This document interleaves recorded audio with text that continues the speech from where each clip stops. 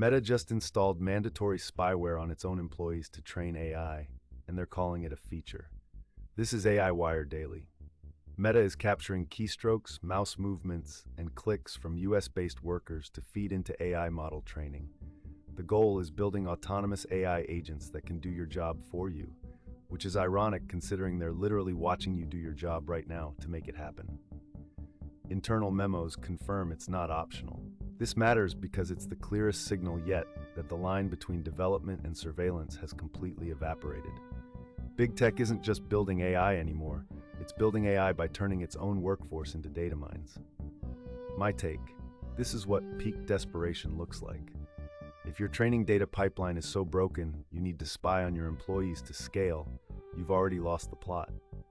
Meanwhile, researchers just cracked something that should make Meta's energy bills weep. A new approach to running AI models cuts power consumption by up to 100 times while actually improving accuracy. That's not a trade-off, that's a revolution.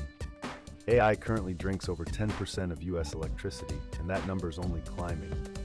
If this tech scales, it rewrites the entire economics of AI infrastructure. This matters to you because it could make AI cheap enough to run on your phone instead of just in data centers. The catch, it's research right now, not production.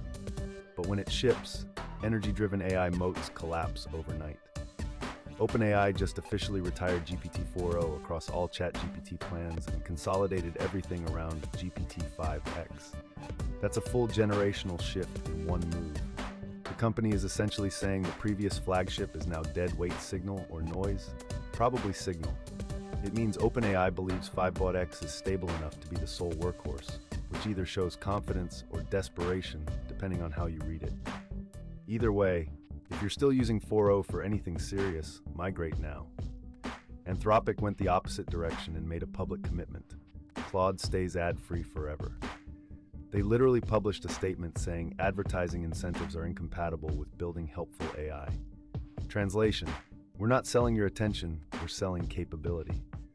That's not virtue signaling. That's a competitive bet that trust scales better than engagement metrics. In a market flooded with inshitification, being the one platform that refuses to is actually radical. Claude Code 2.0 shipped with real-time task tracking, customizable layouts, and serious developer workflow upgrades.